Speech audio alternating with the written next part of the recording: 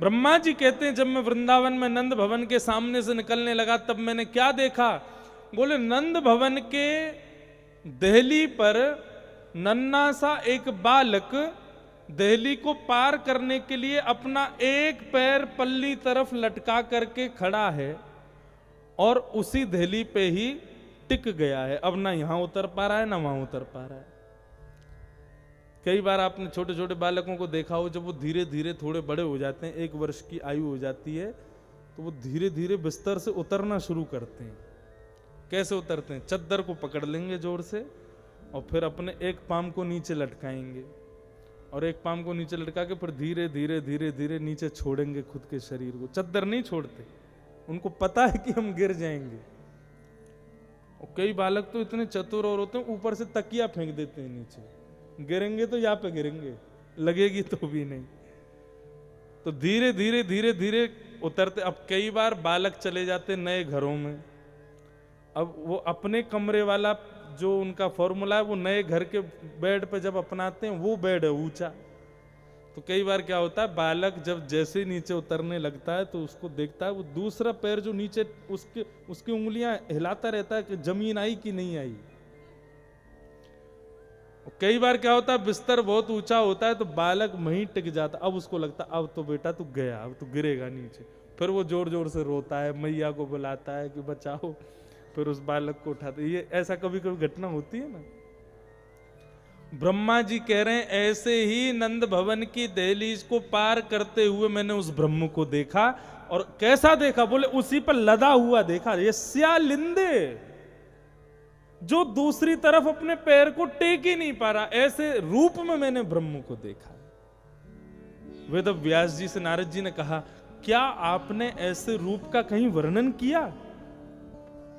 ब्रह्मा जी वेद व्यास बोले, नहीं, ऐसा रूप तो मैंने कहीं नहीं वर्णन किया। बोले इसीलिए तो मन अशांत है। आपने केवल द्वारिकाधीश को शंख चक्र गदा पद्मधारी और महाराज गीता का संभाषण कर रहे हैं, रथ चला रहे हैं, बड़े बड़े योद्धाओं के बीच में बैठे, ऐसा ही कृष्ण को दिखाया। ये छछिया भरी छाछ पे नाच नचायो वालों कन्हैया आपने कहीं नहीं दिखाया। उसका दर्शन कराओ, तब मन को शांति होगी।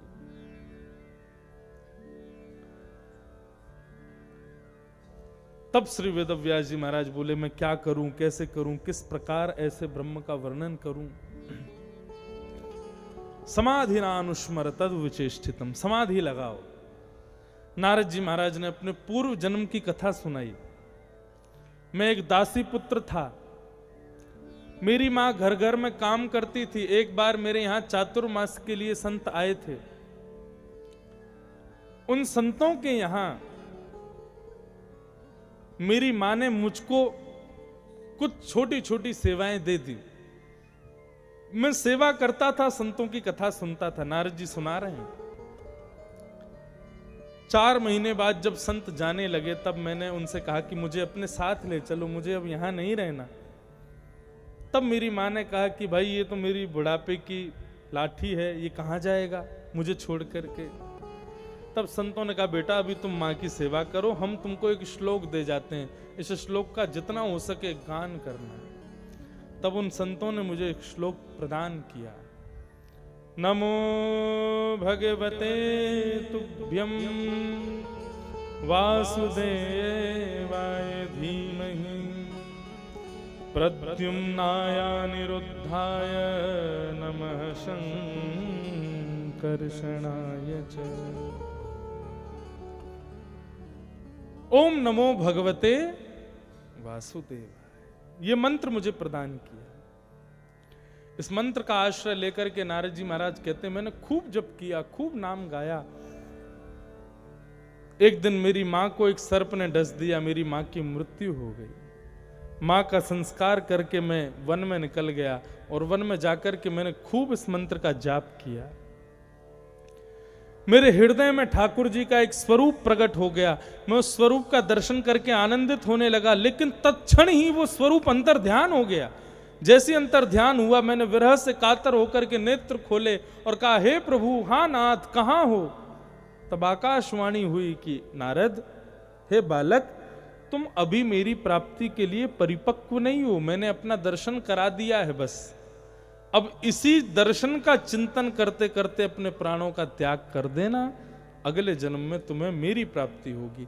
मैंने उसी स्वरूप का चिंतन किया, खूब मंत्र का गान किया। प्रलयकालीन समुद्र में जब समुद्र ये पूरा संसार डूब गया, मेरी मृत्यु हो गई, तब अगले जन्म के रूप में मैं भगवान का दास हरिदास नारद बन करके प्रकट हो गया।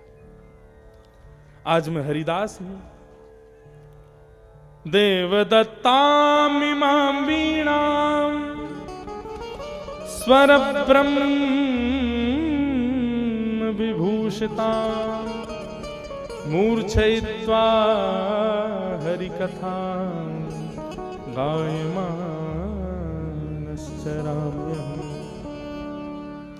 ये देवदत्ता वीणा है। नारद जी अपनी वीणा दिखाने लगे, बोले ये वीणा है, ये वीणा मुझको भगवान ने दी है।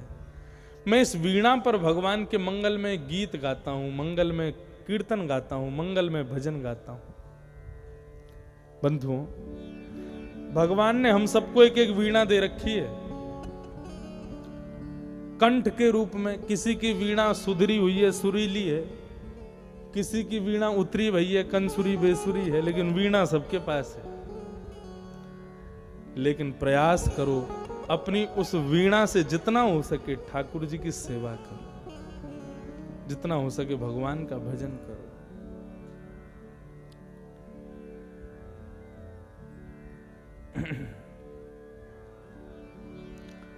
श्री नारद जी महाराज कहते हैं, मैं इस वीणा पर भगवान का भजन करता हूं, मैं केवल भगवान का ही कीर्तन गाता हूं।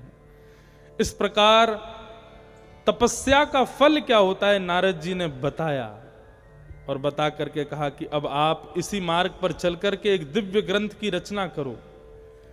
श्री वेदव्यास जी महाराज ने समाधि लगाई, और समाधि लगा करके जब नेत्र खोले तो समाधि में ही एक ग्रंथ तैयार हो गया। उसी ग्रंथ का नाम है श्रीमद् भागवत।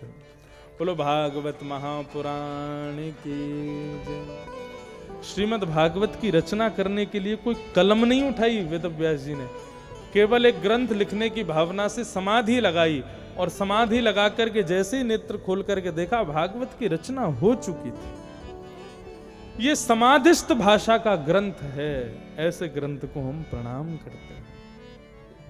लोकस्य जानतो विद्वान् चक्रे सात्वत संहिता। समस्त लोक के कल्याण के लिए एक संहिता का निर्माण हुआ, जिसका नाम है भागवत। भाष्यते सर्ववेदेषु गीयते नारदादिभिः वदन्ति त्रिषु लोकेषु तरन्ति भवसागर। भागवत का फुल फॉर्म भाका भाष्यते सर्ववेदेषु, सभी वेदों का जो भाष्य है।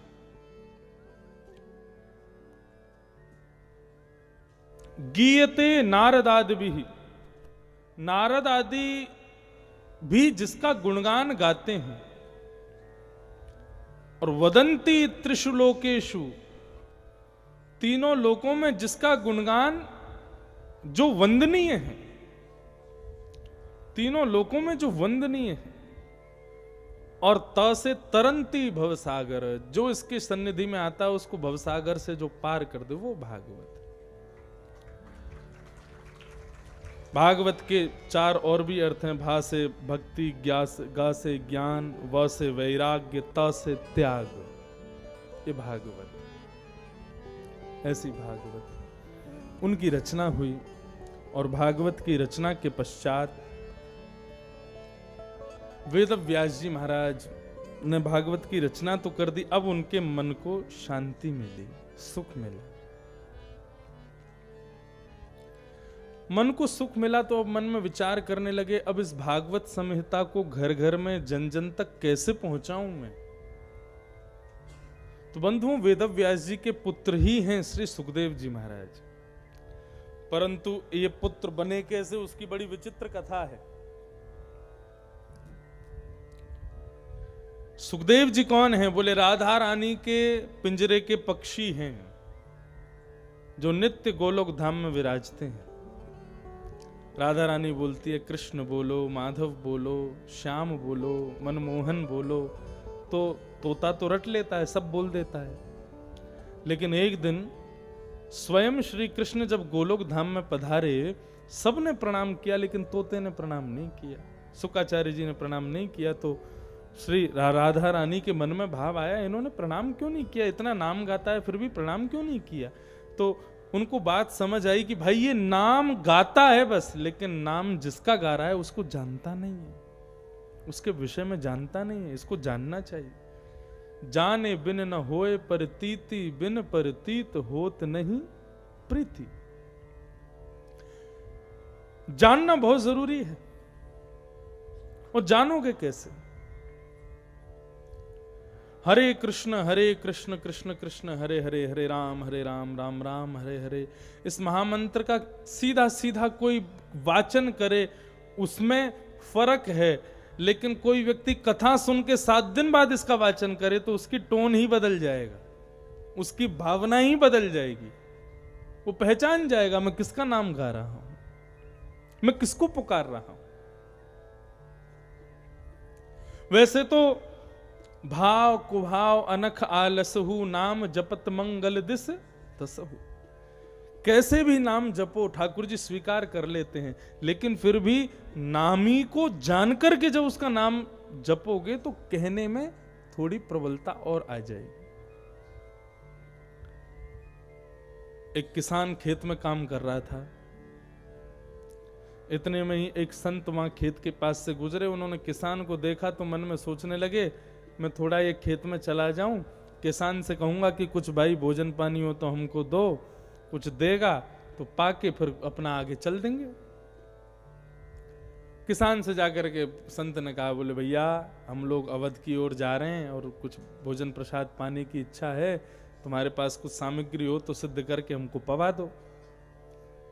किसान ने कहा पवा तो दूंगा, लेकिन एक शर्त पे। बोले किस शर्त पे? बोले मुझको गुरु दीक्षा देनी पड़ेगी। फिर संत बोले हम दे देंगे, हमको क्या बुराई है, मुझको एक नाम दे जाना, बता जाना कैसे गाना है, मैं कुछ नहीं जानता, अबोध प्राणी हूं, मुझे पता ही नहीं भगवान का नाम कैसे गाते हैं, कैसे बोलते हैं, क्या करते हैं, मुझे बता जाना आप, मैं अपना खेत में काम करता करता नाम गाता रहूंगा। ठीक है। अब महाराज जैसे ही भोजन प्रसादी हुई तो संत ने कहा कि भाई आओ तुमको नाम दे जाएं।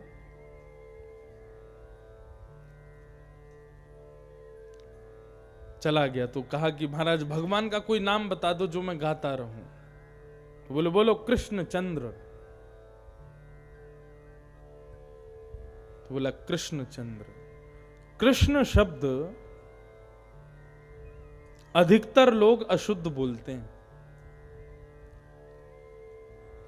वृंदावन आएंगे, अच्छा कई लोग बोलते हैं कृष्णा। कृष्णा भगवान का नाम नहीं है, कृष्णा द्रौपदी का नाम है। भगवान का नाम कृष्णा नहीं है, भगवान का नाम कृष्ण है बस। लोग जब कृष्णा बोलते हैं ना तो कृष्णा स्त्रीलिंग हो जाता है, वो फिर द्रौपदी का नाम है। नृक्ष कृष्णाप कृतम गुरु सुतम वामस्व भावा कृपया नाम च, भागवत में वर्णन है। कृष्णा द्रौपदी का नाम है, भगवान का नाम तो कृष्ण है, उसमें आकार नहीं लगाना चाहिए। कई लोग महामंत्र भी बोलते हैं हरे कृष्णा हरे कृष्ण। देखियो गौड़िया वैष्णव संप्रदाय, अधिकतर गौड़िया वैष्णव संप्रदाय के आचार्य जो रहे वे रहे बंगाल के। बंगाल में बंगाल की लिपि ही ऐसी है, वो बोलते ही ऐसे हैं कि उनके शब्द में अकार का आगमन हो ही जाता है। अब हमारे घर के बगल में ही गौड़िया वैष्णव संप्रदाय का खूब सुंदर एक स्थान है, वहां सुबह कीर्तन करेंगे तो कैसे करते हैं, हरे कृष्णा हरे कृष्णा। अब वो बोलते तो कृष्ण ही है, लेकिन बंगालियों के मुख से अकार बोल ही जाता है। कृष्ण कृष्ण हरे हरे हरे राम हरे राम। वो आ भी नहीं बोलते, औ बोलते, औ। बंगला भाषा में भी ऐसे ही बोलते हैं। तो उस कारण से अब उनके शिष्य परंपरा में जितने हुए सब ने सोचा शायद ये कृष्णा ही बोलना है, रामा ही बोलना है। नहीं, हरे कृष्ण कृष्ण कृष्ण हरे हरे, हरे राम राम राम हरे हरे। कृष्ण शब्द बहुत लोग अशुद्ध बोलते, कई लोग वो कृष्णा बोलेंगे, कई किशन बोलेंगे, कई कृष्ण बोलेंगे, कई कृष्ण पता ही नहीं क्या क्या बोलते हैं। कृष्ण शब्द शुद्ध उच्चारण नहीं करते। हमारे गुजरात में चले जाओ, कृष्ण कृष्ण, रुक्मणी नहीं रुक्ष्मणी, कृपा नहीं कृपा, हृदय नहीं हृदय, गुजरात की भाषा अलग है। लेकिन वास्तव में कृष्ण ये शुद्ध उच्चारण है। तो महात्मा ने उसको कहा, किसान को, भाई कृष्ण चंद्र इस ये बोला करो तुम। तो अब तो महाराज वो किसान बेचारा बहुत सीधा सरल महात्मा, उसको ज्यादा कुछ आता नहीं था। तो बोला अच्छा कृष्ण चंद्र कृष्ण चंद्र कृष्ण चंद्र कृष्ण चंद्र, भूल ना जाऊं इसलिए याद कर रहा था, कृष्ण चंद्र कृष्ण चंद्र कृष्ण चंद्र कृष्ण चंद्र। इतने में ही उसकी पत्नी आ गई। पत्नी आकर के बोली, अरे तुमने कुछ भोजन पाया कि नहीं? कृष्ण चंद्र कृष्ण चंद्र कृष्ण चंद्र कृष्ण चंद्र। उसको वो डर था कि मैं कहीं भूल ना जाऊं। तो बोले तुम क्या कर रहे हो? तो थोड़ी देर रुक के बोला, देखो मेरे को भुलवाओ नहीं, मुझे गुरुजी मंत्र दे के गए, भगवान का नाम दे के गए, मैं भूल जाऊंगा, मुझे गाने दो कृष्ण चंद्र कृष्ण चंद्र कृष्ण चंद्र, मैं भूल जाऊंगा। पत्नी उससे भी ज्यादा विद्वान थी। पत्नी ने कहा एक काम करो, तुम खेत में काम कैसे करोगे, इसमें मन लगाया रहोगे, तो एक काम करो थोड़ी देर के लिए नाम मुझको दे जाओ, मैं जपती रहूंगी, इतनी देर तुम खेत में काम कराना। बोले हाँ ये बढ़िया। तो कहता कृष्ण चंद्र कृष्ण चंद्र कृष्ण चंद्र। तो बोलती बोले हाँ कृष्ण चंद्र। अब वो भी गाने लगी कृष्ण चंद्र। इतने में वो खेत में काम करने गया। अब ये पता नहीं किसी काम में व्यस्त हो गई, तो कृष्ण चंद्र हो गए खसीटे चंद्र। तो जैसे ही वो लौट के आया, आकर के बोला, वो लाओ मेरा नाम दे दो, वो संत जो दे के गए थे। तो बोले खसीटे चंद्र खसीटे चंद्र। अब वो दिन रात वही करे, खसीटे चंद्र खसीटे चंद्र। अब तो ये हुई स्थिति कि उसको याद ही हो गया, वो दिन रात खसीटे चंद्र ही गाता है। लेकिन फिर भी उसकी मुक्ति हो गई, उसको वैकुंठ मिल गया, भगवत धाम मिल गया। रुक्मणी जी ने, लक्ष्मी जी ने भगवान से पूछा, बोले कि भगवान आपका नाम गाने वाले वैकुंठ आते हैं, और ये खसीटे चंद्र बोल बोल के वैकुंठ आ गया, खसीटे चंद्र क्यों? बोले खसीटे चंद्र भी मेरा ही नाम है। क्यों? बोले जब बचपन में मैया हमारो यशोदा मैया श्रृंगार कर देती ना, तो वह श्रृंगार को करवे के बाद में मैं जा करके और फिर ब्रजरज में लौट जाता, फिर वहां मैं घसीट घसीट के खेलता, तो यशोदा मैया की मुकु प्रेम से यही बोलती, बोले लाला तू कृष्णचंद्र ना है, तू तो खसीटे चंद्र है। तो भाव कुभाव अनख आलसहु, नाम जपत मंगल दिस दस। कैसे भी जपो, नाम भगवान का होना चाहिए, और भले ही नाम हमसे अशुद्ध हो गया, लेकिन मन में भावना तो भगवान के प्रति है ना, तो कल्याण कर देगी। लेकिन नाम होना चाहिए, जप होना चाहिए। श्री राधा रानी ने सुख पक्षी को पृथ्वी पर भेजा। कहां पधारे? हिमालय पर पधारे सुख पक्षी। वहां पर भगवान शिव देवादिदेव महादेव अमर कथा सुना रहे थे, यही भागवत की कथा सुना रहे थे जगदम्बा पार्वती को। भगवान शिव नेत्र बंद करके कथा सुनाते थे, और पार्वती जी अपनी उपस्थिति ओम शब्द के उच्चारण से युक्त करती थी। छठवें दिन की कथा में जैसे ही रास का प्रसंग हुआ, ठाकुर जी रास क्रीड़ा में प्रवेश कर गए। रास की कथा सुनते ही महाराज पार्वती जी को लगा कि मैं भी वृंदावन में रास कर रही हूं, और वो ओम शब्द का उच्चारण करना भूल गई।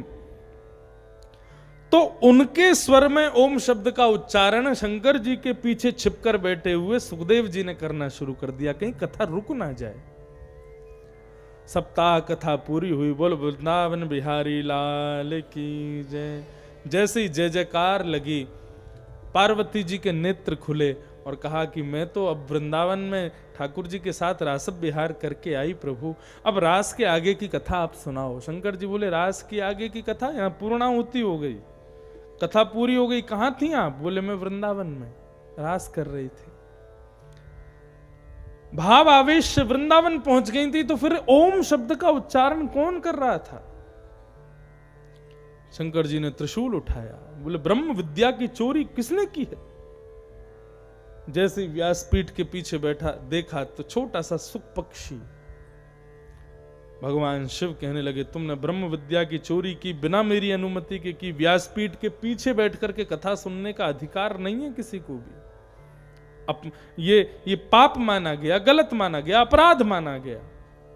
सन्मुख बैठ करके कथा सुनते हैं, तुम पीछे बैठे। दंड देने के लिए भगवान शिव त्रिशूल उठा करके उस सुख पक्षी के पीछे पीछे दौड़े। हिमालय की कंदराओं में घूमता फिरता उड़ता हुआ वो सुख पक्षी सीधा पहुंचा बद्रीनाथ, जहां श्री वेदव्यास जी की गृहिणी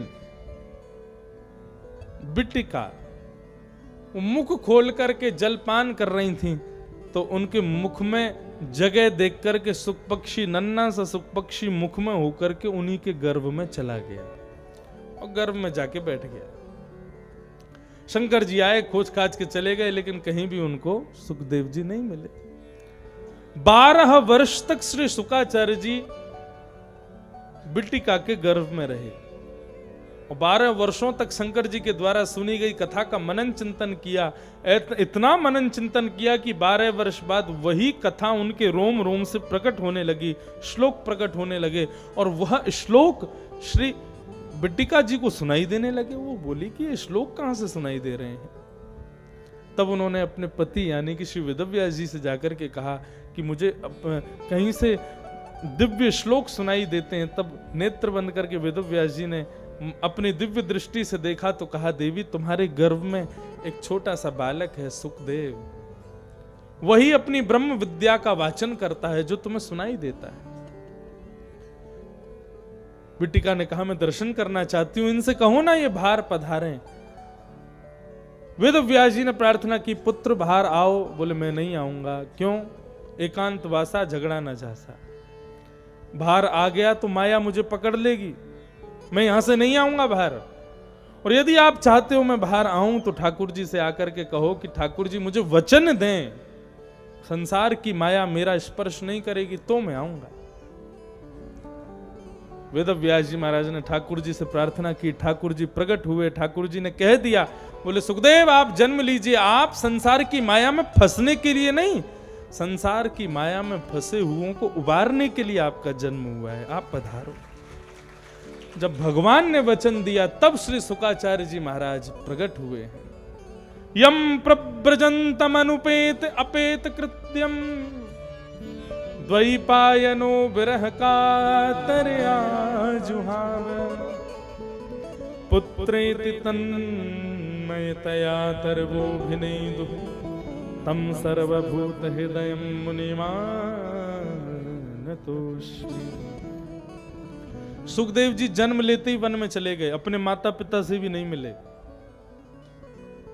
ऐसे सुखदेव जी जो ऊपर हिमालय पर निर्गुण निराकार ब्रह्म की उपासना कर रहे हैं। निर्गुण निराकार किसे कहते हैं? जिसके आंख नहीं, जिसके नाक नहीं, जिसका कोई अंग नहीं, जिसका कोई स्वरूप नहीं, ऐसे निर्गुण निराकार ब्रह्म की उपासना कर रहे थे श्री सुखदेव जी महाराज। वेदव्यास जी ने मन में विचार किया कि इस सुखदेव को यहां लाया कैसे जाए। तब उन्होंने सोचा कि यदि भागवत को चखा दूं थोड़ा सा, और थोड़ा सा सुखदेव अपने कानों से यदि इनको सुन लेगा इसके श्लोकों को, तो पूरी कथा सुनने के लिए अपने आप आ जाएगा। तो छोटे छोटे बालकों को तैयार किया, भागवत के श्लोक याद कराए और कहा कि हिमालय पर जब जाओ ना तुलसी लेने के लिए, फूल लेने के लिए, लकड़ी लेने के लिए, तो श्लोकों का गान करते हुए जाया करो। और जब कोई छोटा सा ब्रह्मचारी तुमसे कहे कि भैया श्लोक सुनाओ और सुनाओ, तो उससे कहना कि हमारे गुरुजी के पास चलो, वही तुमको सुनाएंगे। एक पिता ने अपने पुत्र को बुलाने की कितनी सुंदर तरकीब अपनाई। श्री शुकाचार्य जी महाराज निर्गुण निराकार ब्रह्म की उपासना में बैठे थे, तभी छोटे छोटे बालक श्रीमद् भागवत के वेणु गीत का श्लोक का गान करते हुए जा रहे हैं। कैसा श्लोक? बर्हा पीणम नटवर वपु कर्णयो कर्णकारम बिभ्रद्वासः कनक कपिसं वैजयन्तीं च माला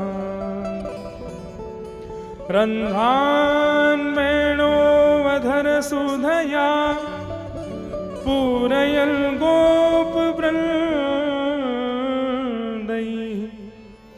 वृन्दारण्यं स्वपदरमणं प्राविशद गीत कीर्ति।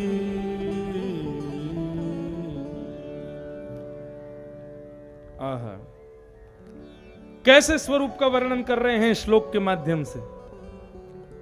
एक पद के माध्यम से सुनो। मोर मुकुट छवि निरखे रिझे माई, मोर मुकुट छवि निरखे, मोर मुकुट छवि निरखे मोर मुकुट छवि निरखे। देखो, हम इस चीज के लिए वृंदावन में बदनाम हैं कि हम भजन कम गाते हैं, पद ज्यादा गाते हैं। पद किसे कहते हैं? भजन आदि तो साधारण भाषा में होते हैं, आजकल के लोगों के द्वारा रचित होते हैं, लेकिन ये पद आज से 500 वर्ष पूर्व श्री सूरदास जो गाते थे, मीराबाई जो गाती थी, रैदास जो गाते थे, कुंभनदास जो गाते थे, ये वो पद हैं जिनको सुनकर के ठाकुर जी वैकुंठ से अपनी गादी छोड़ के प्रकट हो जाते थे। ये वो पद हैं। ये आपको ऐसा लगेगा कि शायद शास्त्रीय संगीत के द्वारा गाया जा रहा है, लेकिन जब आप गाने का प्रयास करोगे तो देखो, भजनों पे तो पैर थिरकते हैं, लेकिन इन पदों पर मन रूपी मयूर नृत्य करता है। इसलिए शर्म त्यागो और मेरे साथ पीछे पीछे गाने का प्रयास करना। बहुत सरल शब्द हैं, ज्यादा कठिन नहीं है। गाइए मेरे साथ। मोर मुकुट छवि निरखे रिझे माई, मोर मुकुट छवि निरखे, मोर मुकुट छवि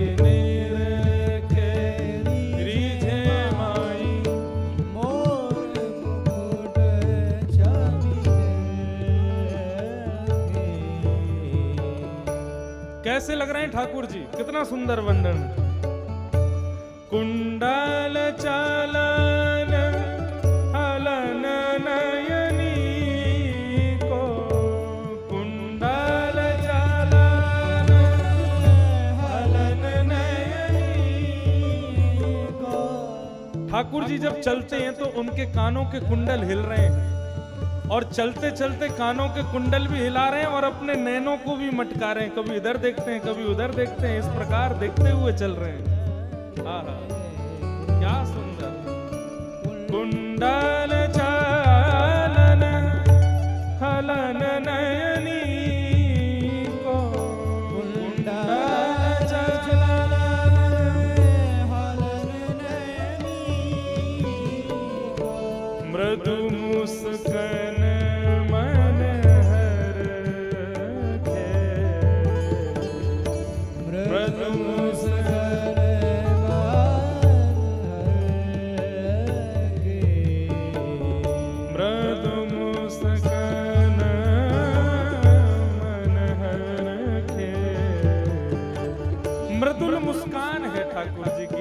को देख करके हमारा चित्त उनमें अटक गया है, उनमें फंस गया है, उनमें रम गया है।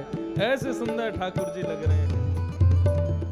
मोर मुकुट छवि निरखे रीझे माई, मोर मुकुट छवि निरखे, मोर मुकुट छवि निरखे रीझे माई, मोर मुकुट छवि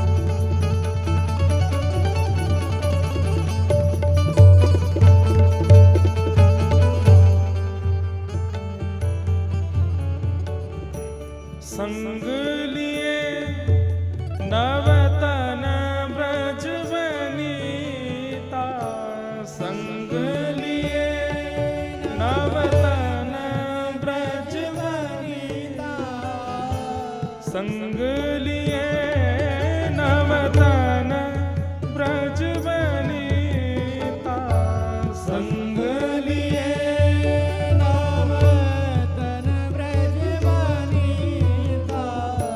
रमत तरणी जाकर के, रमत तरणी जाकर के, कृष्णदास के मन की गमता, कृष्णदास की मन की संग सावरी तरसे, संग सावरी तरसे। ऐसे सुंदर ठाकुर जी लग रहे हैं। कानों में कुंडल पहने चल रहे हैं तो वे कुंडल उनके कपोलों का स्पर्श कर रहे हैं, नैनों को इस प्रकार से मटका रहे हैं। साथ में नवीन नवीन ब्रजबनिताओं के साथ में जा रहे हैं और इस स्वरूप को देख करके कि श्री किशोरी जी अपने पलकों को रोके खड़ी हैं कि कहीं मेरी पलक झपक ना जाए इस स्वरूप को देखने में। हमारी श्यामा जू, हमारी श्री किशोरी जी, श्री राधा रानी अपने पलकों से विनती कर रही हैं कि तुम गिर मत जाना। ऐसे श्याम सुंदर सामने से जा रहे हैं, इनके इस दर्शन के लिए एक क्षण भी विलंब ना हो जाए। गोपियां कहती हैं त्रुटिर्युगायते त्वाम पश्यताम, हे कन्हैया जब तुम हमारे सामने से जाते हो और तुमको देखते देखते जब हमारी पलकें झपक जाती है ना, तो वो 1 सेकंड से कम का समय भी 3 युग के समान लगता है। हाँ, ऐसे सुंदर लग रहे हैं ठाकुर जी। मोर मुकुट छवि निरखे, मोर मुकुट छवि निरखे रीझे माई, मोर मुकुट छवि निरखे, मोर मुकुट छवि निरखे रीझे माई, मोर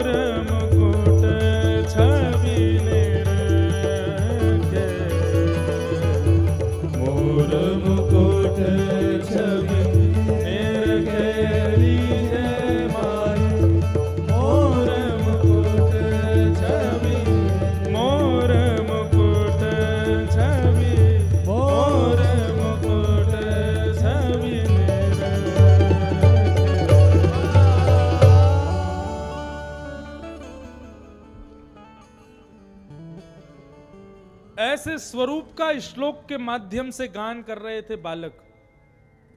बरहा पीणम नटवर वपु कर्णयो कर्णकारम, जिन्होंने मोर पंख का आपीड़ यानी कि मुकुट पहना है। अब देखो, कोई निर्गुण निराकार ब्रह्म की उपासना करे और आप उसके सामने सगुण साकार ब्रह्म के गुणगान गाओगे तो क्या होगा? कोई व्यक्ति बेचारा एकादशी का व्रत कर रहा है और उसके सामने तुम दाल चावल रोटी सब्जी और पूड़ी भाजी ये सब खाओगे तो उसका क्या हाल होगा? कोई बेचारा डायबिटीज का मरीज मीठा छोड़ा बैठा है, उसके सामने तुम दबा के जो है मालपुआ में और मिला के रबड़ी खा रहे हो तो उसका क्या हाल होगा? ठीक उसी प्रकार कोई निर्गुण निराकार ब्रह्म की उपासना कर रहा है, उसके सामने सगुण साकार ब्रह्म का गान करोगे तो उसका क्या हाल होगा?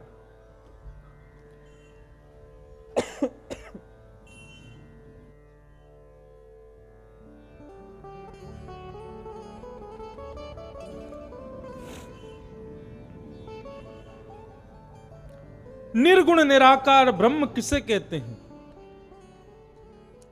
हम कभी कभी नेत्र बंद करते हैं तो कुछ नहीं दिखाई देता, एक बिंदु जैसी एक दिखाई देती है, वो इधर उधर घूमती रहती है आंखों के आगे। बस उस बिंदु को केंद्र में करना, ये निर्गुण निराकार पर ब्रह्म की उपासना है, जिसके ना हाथ है, ना पैर है, ना मुख है, ना स्वरूप है, कुछ भी नहीं है, उसको निर्गुण निराकार ब्रह्म कहते हैं। और सगुण साकार किसे कहते हैं? वो अभी अभी आप सुन रहे थे, ये सगुण साकार है। मोर पुकुट भी पहनते हैं, कानों में कुंडल भी पहनते हैं, घुंघराली अलकावलियां जिनकी हैं, सुंदर वंशी का नाद करते हैं, टेढ़ी टेढ़ी चाल चलते हैं। ऐसे स्वरूप ये सगुण साकार ब्रह्म है। अब सुखदेव जी महाराज निर्गुण निराकार ब्रह्म की उपासना कर रहे थे, इतने में ही उन बालकों ने श्लोक गाना शुरू किया हिमालय पर जाकर के। तो बरहा पीणम नटवर वपुहु, वो कर्ण रंध्र के द्वारा हृदय में प्रवेश होने लगे।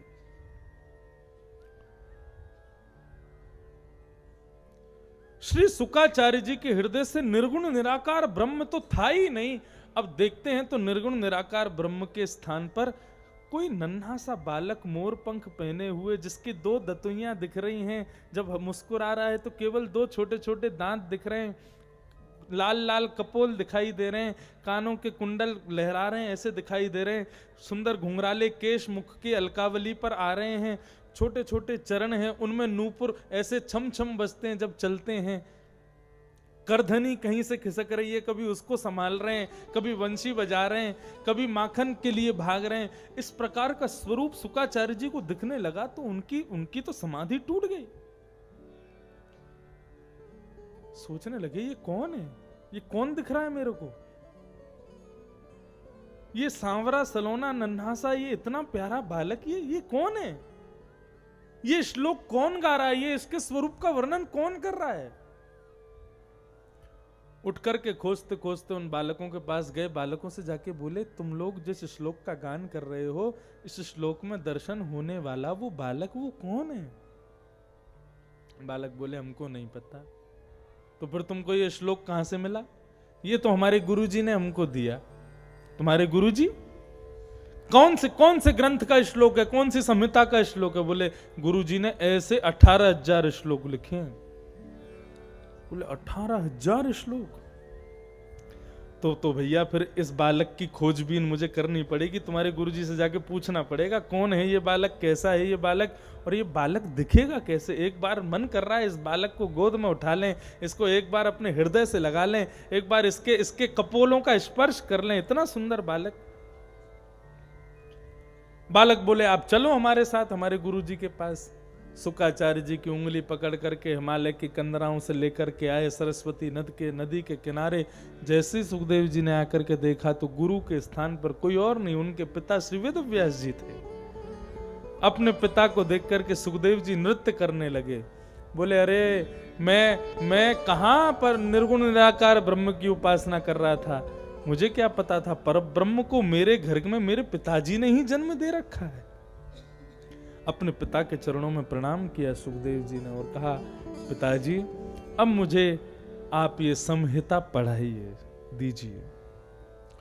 तब श्री वेदव्यास जी ने सुखदेव जी को ये भागवत की कथा सुनाई, पढ़ाई, और तब ये भागवत की कथा श्री सुखदेव जी ने नदी के किनारे, गंगा के किनारे परीक्षित को सुनाई। सबने प्रश्न किया, परीक्षित ने ये कथा क्यों सुनी, उसके पीछे कारण क्या था, आप हमें बताओ। ऐसा क्या हुआ परीक्षित के जीवन में जिसकी वजह से उनको कथा का आश्रय लेना पड़ा। हमने सुना था कि उनको 7 दिन में मरने का श्राप लगा था।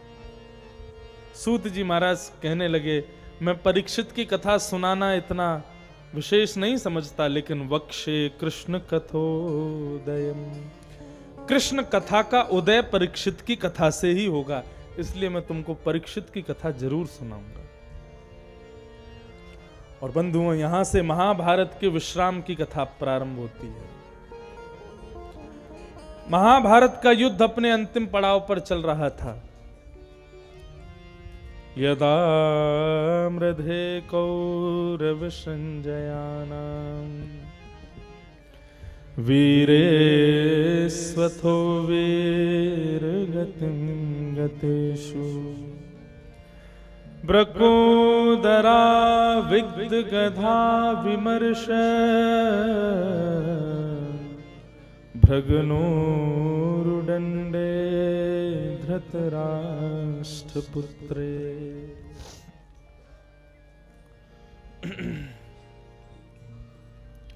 महाभारत का युद्ध अपने अंतिम पड़ाव पर चल रहा था। बड़े बड़े वीर अपनी वीर गति को प्राप्त हो चुके थे। भीम और दुर्योधन के बीच में अंतिम युद्ध चल रहा था और केवल कुछ ही क्षणों में महाभारत युद्ध का परिणाम आने वाला था। जो पहले गिर जाएगा उसी की हार सुनिश्चित है। भीम अपनी प्रचंड गदा को घुमा घुमा करके मारते हैं, लेकिन दुर्योधन के स्पर्श करते ही वो कुछ नहीं होता दुर्योधन को।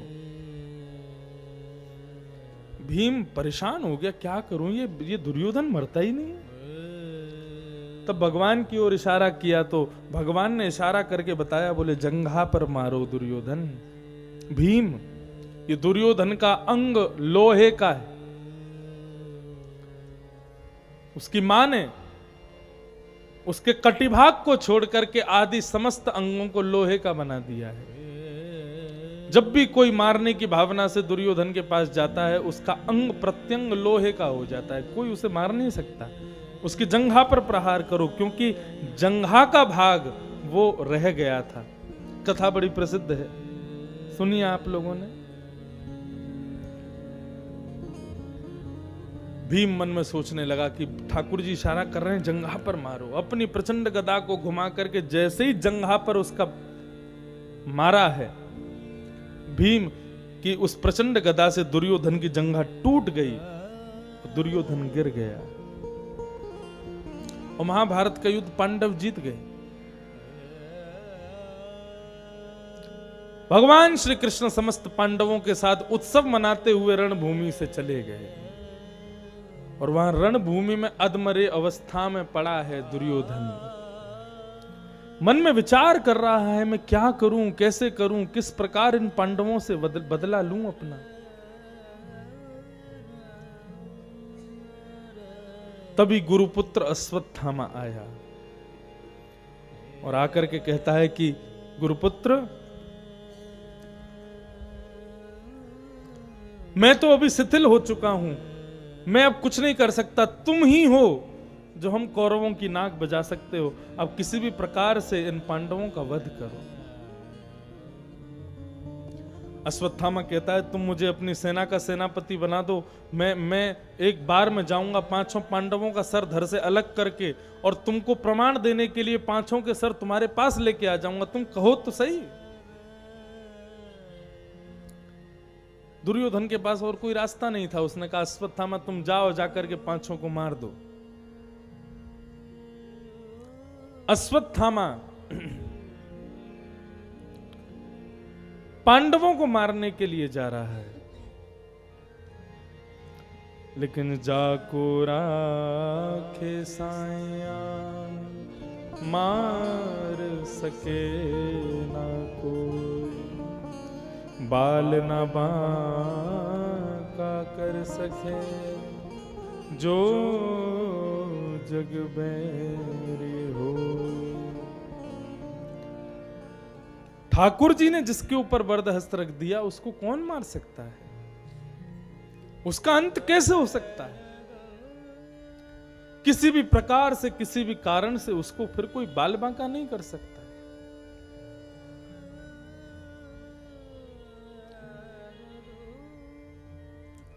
अश्वत्थामा अर्धरात्रि में पांचों पांडवों को मारने के लिए जाने लगा। भगवान सोते हुए पांडवों को लेकर के हंस दिखाने के लिए चले गए सरोवर के पास। पांडव तो भगवान के साथ चले गए, लेकिन द्रौपदी के 5 पुत्र वहीं सोते रह गए। अर्धरात्रि का समय था, अंधेरा था। अश्वत्थामा ने तलवार निकाल करके सोचा कि शायद ये 5 पांडव होंगे, और द्रौपदी के 5 पुत्रों का सर धड़ से अलग कर दिया। और प्रमाण के लिए उन 5 के सर थैले में लेकर के गया दिखाने के लिए दुर्योधन को। दुर्योधन के पास जाकर के कहा, देखो मैंने तुमसे कहा था ना मैं 5 को मार दूंगा, मैंने मार दिया। 5 का मुख जैसे ही देखा, दुर्योधन कहने लगा, अरे मूर्ख, ये 5 पांडव नहीं है, द्रौपदी के 5 पुत्र हैं। ये हमारे कुल में अब हमारा तर्पण करने वाला भी बालक नहीं बचा, सब खत्म हो गए, कोई नहीं बचा अब। अरे कम से कम द्रौपदी के बालक जीवित रहते तो हम कौरवों का, हम पांडवों का, हम कौरवों का एक बार को संस्कार तो कर देते, तर्पण तो कर देते, पिंडदान तो कर देते, श्राद्ध तो करते। तुमने तो वो बालक ही खत्म कर दिया, अब हमारा श्राद्ध करने वाला भी कोई नहीं बचा। और इसी शोक में दुर्योधन के प्राण निकल गए। दुर्योधन की मृत्यु गदा के प्रहार से नहीं हुई। दुर्योधन की मृत्यु कैसे हुई? बोले, जब अश्वत्थामा 5 पांडवों के सर को लाने की बात कहता है तो दुर्योधन को बहुत प्रसन्नता होती है, 5 मर गए। लेकिन जब 5 बालकों के रूप में द्रौपदी के बालकों के मुखमंडल को देखता है तो एक साथ ही अत्यंत शोक और एक साथ ही अत्यंत सुख, ये 2 चीज उसके हृदय को पीड़ा पहुंचाती हैं। उस कारण से दुर्योधन की मृत्यु होती है। एक संत से मैंने सुना, दुर्योधन की मृत्यु हो गई। यहां पूरे हस्तिनापुर को सजाया जा रहा था, पांडव उत्सव मनाएंगे, पांडव अपनी विजय का उत्सव मनाएंगे, लेकिन प्रातःकाल पांडवों के यहां मातम मन रहा था। द्रौपदी के 5 छोटे छोटे पुत्रों को मार दिया अश्वत्थामा ने। 5 पुत्रों के केवल धड़ हैं, सर तो है ही नहीं। द्रौपदी रुदन करने लगी, बार बार अर्जुन की ओर, युधिष्ठिर की ओर इशारे करके पूछ रही है, मेरे बालकों ने किसी का क्या बिगाड़ा, किसने मारा इनको? अर्जुन द्रौपदी के नेत्रों के आंसू देख करके, उसकी हृदय की पीड़ा देख करके अर्जुन निर्णय प्रतिज्ञा लेने लगे, द्रौपदी तुम रो मत, मैं तुमको प्रतिज्ञा देता हूं, जिसने भी तुम्हारे 5 बालकों को मारा उसको जीवित नहीं छोड़ूंगा, उसकी मृत्यु कर दूंगा। भगवान बोले, अर्जुन क्रोध में निर्णय मत लो। लेकिन बार बार कहने लगे, बोले मैं जीवित नहीं छोड़ूंगा। भगवान को आज्ञा की, मेरा रथ लेकर के आइए। कृतवर्मा, अश्वत्थामा अभी भी जीवित हैं, शायद उनमें से ही किसी ने किया है। कृतवर्मा के यहां गए तो पता चला कि कृतवर्मा ने नहीं किया। अश्वत्थामा के यहां जैसे ही जाने लगे तो अश्वत्थामा कुछ बातचीत होती उससे पहले ही डर करके भागने लगा। भगवान समझ गए, बोले कि अर्जुन इसने ही मारा है 5 को। आगे आगे अश्वत्थामा रथ लेके दौड़ रहा है, पीछे अर्जुन और भगवान कृष्ण चल रहे हैं। भगवान कृष्ण ने, अश्वत्थामा ने अपनी जान बचाने के लिए ब्रह्मास्त्र को अभिमंत्रित करते हुए अर्जुन की ओर छोड़ दिया। अपनी ओर ब्रह्मास्त्र को आते देख अर्जुन भगवान के चरणों में गिर गए, बोले प्रभु मेरी रक्षा करो। कृष्ण कृष्ण महाबाहो भक्तानां भयंकर त्वमेको दय्यमानानां अपवर्गोऽसि संस्रते। मेरी रक्षा करो प्रभु, हे महाबाहो मेरी रक्षा करो। भगवान बोले चिंता मत कर अर्जुन, इसने ब्रह्मास्त्र छोड़ा है, तू भी ब्रह्मास्त्र छोड़। अर्जुन ने भी ब्रह्मास्त्र छोड़ा, दोनों ब्रह्मास्त्र टकराए, शांत हुए और भगवान ने अर्जुन ने दौड़ करके अश्वत्थामा के केश पकड़ लिए, रथ से नीचे उतार करके उसके हाथ पैर बांध दिए और अपने रथ के चक्के से बांध करके उसको हस्तिनापुर लेकर के आए। द्रौपदी को जैसे ही पता चला कि मेरे बालकों का हत्यारा कोई और नहीं गुरुपुत्र अश्वत्थामा है, तो दया की देवी द्रौपदी अर्जुन के आगे हाथ जोड़ करके प्रार्थना कर रही है। उवाच चासहन्तस्य बन्धनानयनं सतिं मुच्यतामेष ब्राह्मणो नितरां गुरु। अर्जुन इसको छोड़ दो, ये ब्राह्मण है, और ब्राह्मण तो हम क्षत्रियों के गुरु होते हैं ना, ब्राह्मण को मारने का अधिकार हमारा नहीं है। द्रौपदी की इस बात को सुनकर के भगवान कृष्ण के नेत्र सजल हो गए, बोले वाह मेरी बहना, अपने बालकों के हत्यारे को कोई मां मुक्त कर दे, ये मैंने पहली बार देखा। नहीं तो आजकल की माताएं स्कूल भी जाती है ना, तो टीचर से कह के आती है मेरा बेटा ऊधम मचावे तो इसके बगल वाले को 2 थप्पड़ धर देना, ये डर के मारे फिर ऊधम मचाएगा ही नहीं, लेकिन इसको कुछ मत कहना। मां स्वयं अपने पुत्र को चाहे मार ले, पीट ले, डांट ले, वो उस तक चलेगा, लेकिन कोई और उसके पुत्र को कुछ कहे या पुत्री को कुछ कहे, ये उसको बर्दाश्त नहीं होता है। लेकिन यहां की परिस्थिति देखो आप, छोटे छोटे बालकों का, 5 कुमार बालकों का, छोटे नहीं थे, कुमार थे, युवा होने वाले थे, युवावस्था में ही थे, उन 5 बालकों को अश्वत्थामा ने मार दिया। वो सामने बैठा है मां के और वो कह रही है कि इसको मत मारो, इसको छोड़ दो। अर्जुन बोला कारण क्यों छोड़ दूं? बोले पहला कारण तो ये ब्राह्मण है, तुम क्षत्रिय हो। दूसरा कारण ये गुरु पुत्र है, गुरु के अनंत उपकार हैं। अरे जिस गुरु ने तलवार पकड़ना सिखाया, जिस गुरु ने धनुष बाण उठाना सिखाया, उस गुरु को कोई दक्षिणा तो दी नहीं। हमने महाभारत युद्ध में उस गुरु को मार और दिया, और आज उसके परिवार की रक्षा करने की वजह हम उसके पुत्र को मार दें, ये उचित नहीं है। अर्जुन मत मार। और तीसरा कारण, मैं एक मां हूं, बालक के मरने का गम मां को कितना होता है ये मैं जानती हूं।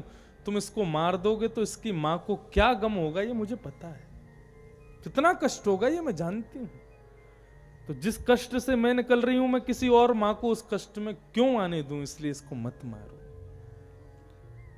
द्रौपदी की बात सुनकर के युधिष्ठिर ने कहा नहीं, बिल्कुल अर्जुन तुमको द्रौपदी की बात माननी चाहिए, इसको मत मारो। भीम कहने लगा, बोले तुमने द्रौपदी को छोड़ दिया, तुमने अगर अश्वत्थामा को छोड़ दिया तो मैं मार दूंगा इसको। नकुल सहदेव कहने लगे नहीं नहीं द्रौपदी ठीक कह रही है, अर्जुन तुमको नहीं मारना चाहिए। प्रजा कहने लगी, बोले कि इसको हमारे हवाले कर दो, हम देख लेंगे क्या करना है। मारना भी है, छोड़ना भी है, मारना भी है, छोड़ना भी है। इस प्रकार करते करते महाराज अंत में अर्जुन ने भगवान की ओर देखा, क्या करूं? भगवान बोले मुझसे पूछ रहे हो? बोले हाँ। तो बोले सुनो, ब्रह्मबंधु न हंतव्य आतताई बदाहना। अर्जुन ब्राह्मण कैसा भी क्यों ना हो उसको मारना नहीं चाहिए, और सुनो बालकों का हत्यारा कोई भी क्यों ना हो उसको छोड़ना नहीं चाहिए। ये ब्राह्मण है इसलिए इसको मत मारो। लेकिन ये बालकों का हत्यारा है, इसलिए इसको मृत्यु दंड तो मिलना चाहिए। अर्जुन बोला आधा पागल मैं पहले था, पूरा पागल आज हो जाऊंगा। मैं क्या करूं, मुझे समझ नहीं आ रहा। तो बंधु यहां पर भगवान ने एक बहुत अच्छी बात बताई है। भगवान कहते हैं देखो, लोग सोचते हैं शायद मृत्यु दंड से बड़ा कोई दंड नहीं होता, लेकिन मृत्यु दंड से भी बड़ा दंड होता है भरे समाज में अपमान। मृत्यु दंड तो क्या, उसको मृत्यु मिली, 10-15 मिनट का उसको कष्ट हुआ, उसके बाद मर गया। लेकिन भरी सभा में, भरे समाज में जब अपमान होता है तो जीवित रह करके उस अपमान को सहना पड़ता है। वो मृत्यु से भी ज्यादा कष्टदायी होता है। भगवान कहते हैं ये गुरुपुत्र है, पूरे हस्तिनापुर में इसका बहुत सम्मान होता है। आज पूरा हस्तिनापुर सामने खड़ा है अर्जुन, भरी सभा में सबके सामने जो ब्राह्मण के मस्तिष्क में ब्रह्म तेज की मणि होती है, उस मणि को निकाल लो, आधी दाढ़ी आधी मूछ और इसके शिखा छेदन करके इसको सभा से बाहर कर दो।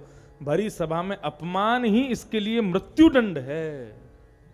उससे बड़ा दंड इसको और कोई नहीं दे सकता। मणिम जहार मूर्धन्यम, उसके मस्तिष्क से ब्रह्म तेज की मणि को निकाल लिया अर्जुन ने। आधी मूछ आधी दाढ़ी मूड़ दी, आधे केश मूड़ दिए, और ब्राह्मण की सबसे बड़ी पहचान उसकी शिखा, उसकी चोटी, शिखा छेदन कर दिया। ब्राह्मण को ही नहीं, समस्त हिंदुओं को चोटी तो रखनी चाहिए, चोटी होनी चाहिए।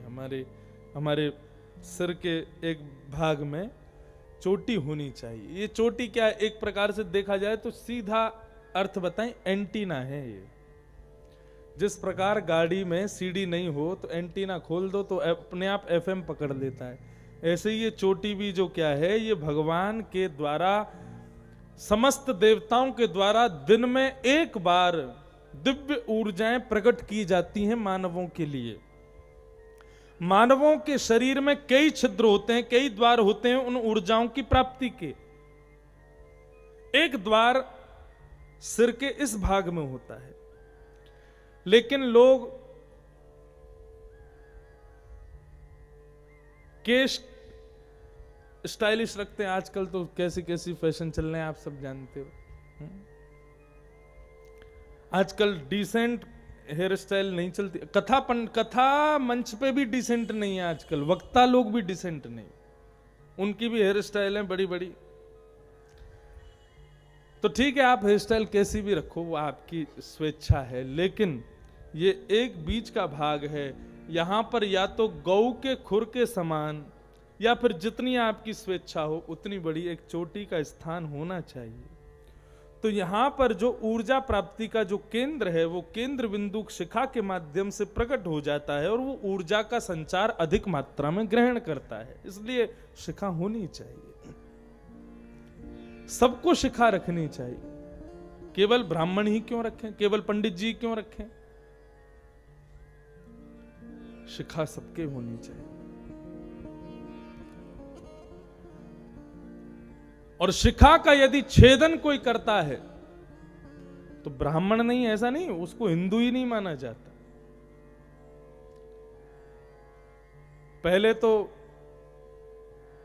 बोल देते थे कि भाई वो गलती से काटते काटते जो है क्या, हमारे नाई ने हमारी चोटी काट दी। बच्चों के जब चोटी रखवा देते हैं, तो हमारे घर में भी कई बालकों की चोटी रखवाई, जब बचपन में मुंडन हुआ आदि, तो भले आदमी कटवाए आते थे, बोलते नाई ने काट दी। इतनी शर्म चोटी रखने में, ये पहचान है हमारी, ये जरूर रखनी चाहिए। हमारे सरदार जी को देखो, पूरे स्वरूप में रहते हैं, जैसा सिख समुदाय में जो जो नियम है वो सब धारण करते हैं, ये भी धारण करते हैं। इनका पुत्र भी, वो तो हमारा दोस्त बन गया है, सुबह सुबह हमारी अलग कथा चलती है, जहां पे हम रुके हैं वहां पे। अब वो नहीं बताऊंगा कैसी चलती है, नहीं तो वहां भीड़ लग जाएगी देखने वालों की।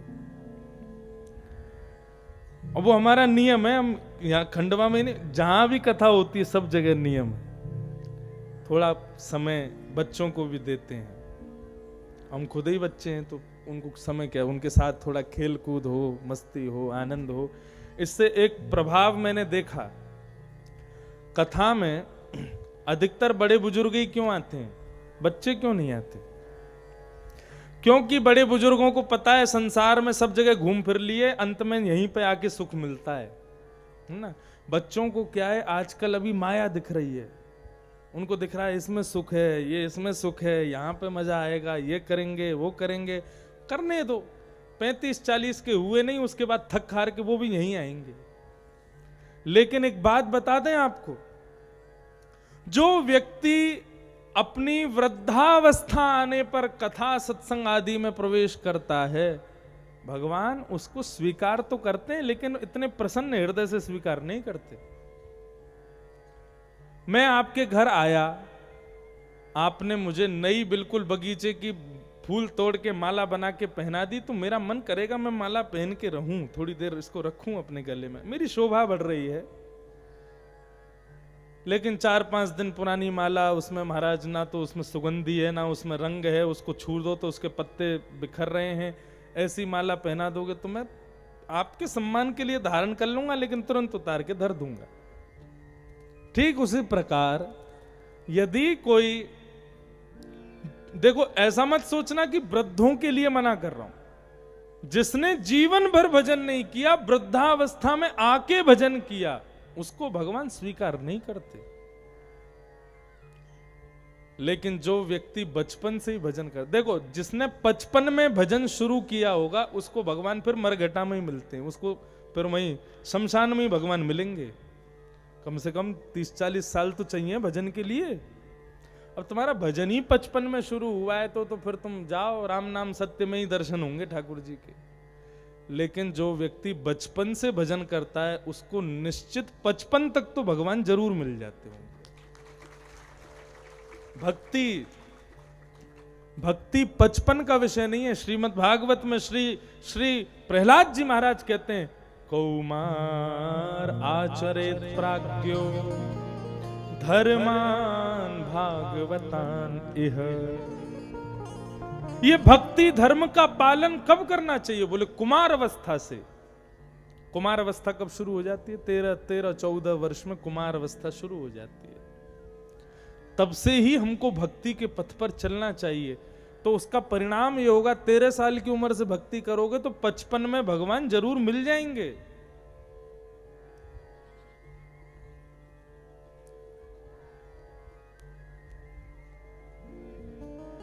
एक वृद्ध व्यक्ति तबला सीखने गया, 60 साल की उम्र हो गई, 70 साल की उम्र। अब गए तबला वाले के पास, तबला लेके बोले हमको तबला सिखा दो। तबला वाले ने कहा भैया तुम्हारी उम्र कितनी है? बोले 70 साल। बोले तुम इस उम्र में तबला सीखोगे तो प्रोग्राम क्या शमशान में बैठ के करोगे? तो ठीक उसी प्रकार जो वृद्धावस्था में भक्ति में आया है उसको भगवान का शमशान में मिलेंगे फिर तो। इसलिए यहां जितने भी बुजुर्ग बैठे हैं, जितनी भी बड़ी आयु वाले बैठे हैं, आपको तो भगवान कहां मिलेंगे ये बता दिया, लेकिन आपके बच्चों को मिल सकते हैं। इसलिए अभी से उनको प्रेरित करो, कथाओं के प्रति, सत्संग के प्रति उनको लाओ। देखो आजकल के बच्चे, वो उनमें ऐसा नहीं कि वो सुनना नहीं चाहते या उनका मन नहीं होता। बात केवल इतनी है, उनके मन के कई सारे प्रश्न होते हैं, उनके कई सारे क्वेश्चन होते हैं, उनको उत्तर देने वाला नहीं मिलता, इसलिए वो कथा नहीं सुनते। उनको हर चीज में तात्विक विवेचन सुनना है कि इसका तत्व क्या है, वास्तविकता क्या है वो बताओ। उनको साधारण कथा सुनने में आनंद नहीं। अभी तो ये सप्ताह कथा है, यहाँ क्रम से परसों जन्मोत्सव होना है वो आदि। नहीं तो मैं जब कभी बिना क्रम की कथा करता हूं तो एक विषय पे ही बोलता हूं, खूब सारे बच्चे आते हैं कथा में, खूब सुनते हैं। वहां एक ही विषय पर पूरा विस्तार से चर्चा चलती है, खूब आनंद आता है सुनने में, नई नई बातें सुनने को मिलती है, हमको पढ़ने को मिलता है। तो आजकल के बच्चे चाहते हैं लेकिन उनको कोई बताए तो सही अच्छे से।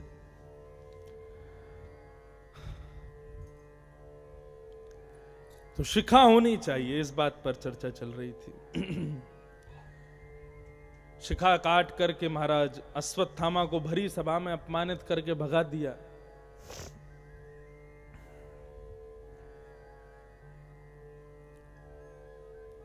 लेकिन अश्वत्थामा के अंदर से अभी बदला लेने की भावना खत्म नहीं हुई। मन ही मन सोचने लगा, जब अभिमन्यु मारा गया था महाभारत के युद्ध में तो किसी ने कहा था, अरे भाई ये अभिमन्यु मर गया, अपने होने वाले पुत्र का भी मुख नहीं देख पाया, मतलब उसकी पत्नी सगर्भा है, यानी कि उत्तरा अभी भी पांडव कुरुवंश का एक कर्णधार बचा है, यदि मैंने उसको मार दिया तो मेरा बदला पूरा हो जाएगा। तो बंधुओं, इसने पहले बालकों को मार दिया, अब एक बालक जिसने भी जन्म ही नहीं लिया उसको गर्भ में मारने का इसने षड्यंत्र रचाया और गर्भवती उत्तरा के ऊपर ब्रह्मास्त्र छोड़ दिया। यहां भगवान समस्त पांडवों के सामने प्रणाम करके अब कह रहे हैं कि भाई मैं द्वारिका जाऊं और मुझे द्वारिका की याद आ रही है, मेरे भी बालक बच्चे सब स्मरण कर रहे हैं। जैसे ही द्वारिका के लिए रथ में आरूढ़ हुए, इतने में ही उत्तरा दौड़ी दौड़ी आई, पाही पाही महायोगिन देव देव जगतपते नान्यम तद्भयम पश्ये यत्र मृत्यु परस्पर। हे प्रभु मेरी रक्षा करो। जगत पते, पति किसको कहते हैं? पति शब्द का मतलब क्या होता है? पति शब्द का मतलब होता है रक्षक। क्या होता है? रक्षक। यहां पर कहा जगत पते। उत्तरा के ससुर जी खड़े हैं अर्जुन,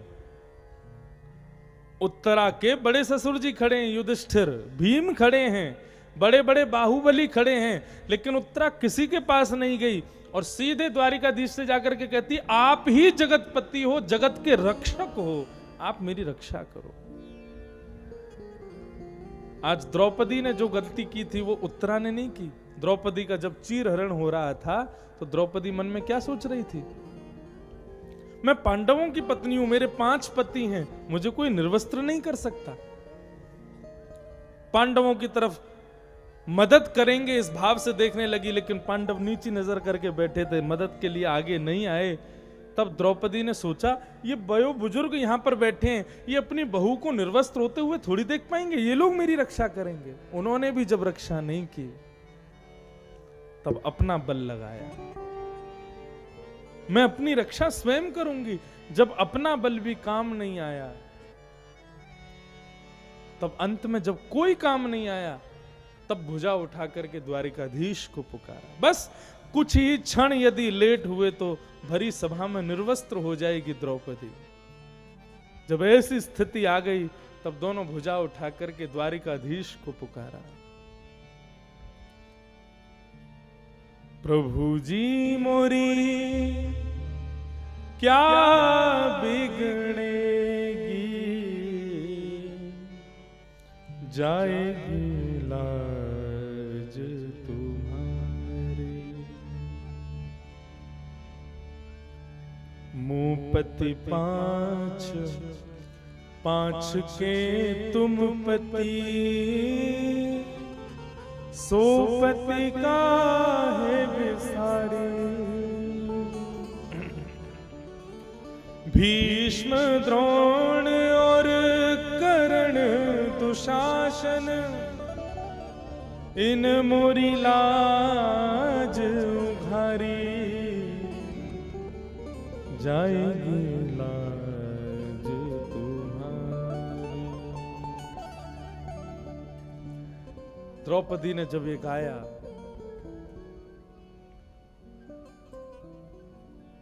दुशासन की भुजा थकित भई, वसन रूप भय श्याम। ठाकुर जी वस्त्र बन के प्रकट हो गए और यहां दुशासन खींचता जा रहा है, लेकिन द्रौपदी निर्वस्त्र नहीं हुई। ठाकुर जी वस्त्र बन करके प्रकट हो गए, लाज बचाई द्रौपदी की। पहले दूसरों की शरण में गई थी, अंत में ठाकुर जी की शरण में आई। लेकिन उत्तरा ने ऐसी गलती नहीं कि वो किसी के पास गई नहीं, सीधा ठाकुर जी के पास गई। बोले आप ही मेरे जगतपति हो, मेरी रक्षा करो। भगवान एक रूप से भारी खड़े थे, किसी को पता ही नहीं चला। ठाकुर जी ने अंगुष्ठ मात्र वायु रूप धारण किया, उसकी नासिका से गर्भ में प्रवेश करके अपनी गदा को इतनी तीव्र गति से घुमाया कि ब्रह्मास्त्र जो उत्तरा के गर्भस्थ शिशु को मारने के लिए आ रहा था वो बाहर ही नष्ट हो गया और उत्तरा के गर्भस्थ शिशु की रक्षा हो गई। ठाकुर जी ने अब सबसे आज्ञा मांगी, बोले अब मैं द्वारिका जाऊं, अब आप सब लोग प्रसन्न प्रेम पूर्वक हस्तिनापुर में राज्य करो। जैसे ही ठाकुर जी रथ पर बैठे इतने में ही कुंती भुआ आ गई और कुंती भुआ ने कहा कि सबने अपनी अपनी मन की बात कही, मैं भी कुछ कहना चाहती हूं।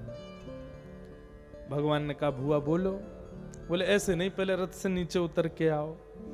ठाकुर जी रथ से नीचे उतरे। कुंती भुआ ने ठाकुर जी के चरणों में प्रणाम किया। ठाकुर जी कहने लगे, बोले बुआ ये क्या कर रही हो आप, मुझे आपको प्रणाम करना चाहिए, आप क्यों कर रही हो। कुंती कहती मैं आज जान गई हूं तुम कौन हो। द्वारिकाधीश बोले आप जान गई मैं कौन हूं। बोले बताओ जरा मैं कौन हूं। कुंती स्तुति गाती, श्रीमद् भागवत की सबसे पहली स्तुति है। इस स्तुति को श्रवण करके फिर कथा को विश्रांति की ओर ले चलेंगे। 2 मिनट बड़े भाव से सुनो। नमस्ये पुरुषं पाद्यम ईश्वरं प्रकृते परम अलक्ष्यं सर्वभूतानां अंतर्बहिरवस्थितम्।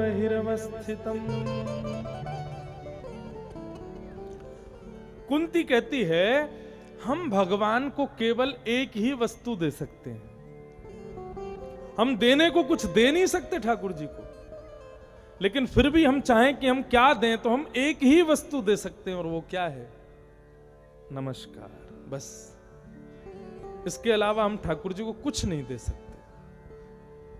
यदि हम कुछ देने का प्रयास भी करते हैं तो वो वस्तु ठाकुर जी ने हमको दी है, उन्हीं की वस्तु उन्हीं को अर्पित कर देंगे। नमन, नमन का मतलब क्या होता है, न मन। अब ये मन मेरा नहीं प्रभु, ये मन आपका है, इसी को कहते हैं नमस्कार, नमन। हम केवल अपना मन भगवान को दे सकते हैं और कुछ नहीं दे सकते।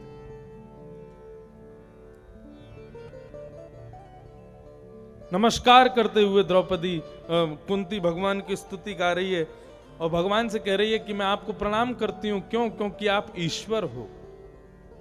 भगवान बोले मैं ईश्वर हूं, ये आपको कैसे पता। बोले अंतर्बहिर्वस्थितम, सबके अंदर भी रहते हो और बाहर भी दिखते हो। मैंने अभी अभी देखा आपने उत्तरा के गर्भ में प्रवेश करके गदा घुमा करके उसके गर्भस्थ शिशु की रक्षा की।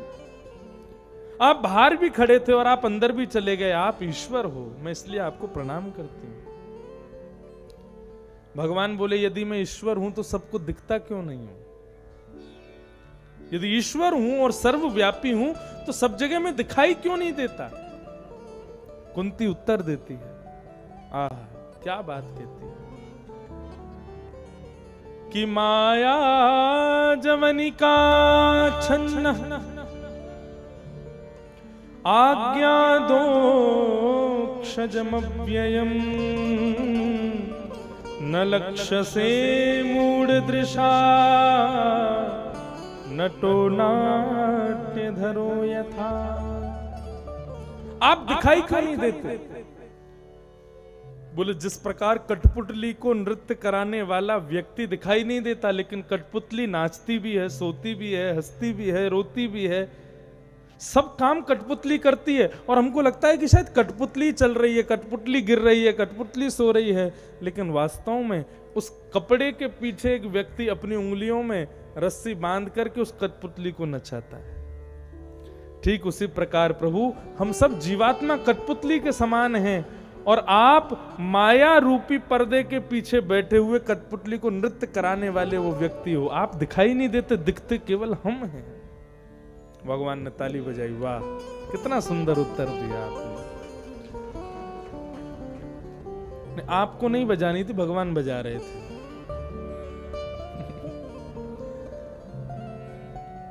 ये उत्तर है उन लोगों के लिए जो कहते हैं ठाकुर जी दिखते क्यों नहीं। बोले भाई कठपुतली दिखती है, नचाने वाला नहीं दिखता। नचाने वाला दिखता है तो फिर कठपुतली का नृत्य देखने में आनंद नहीं आता।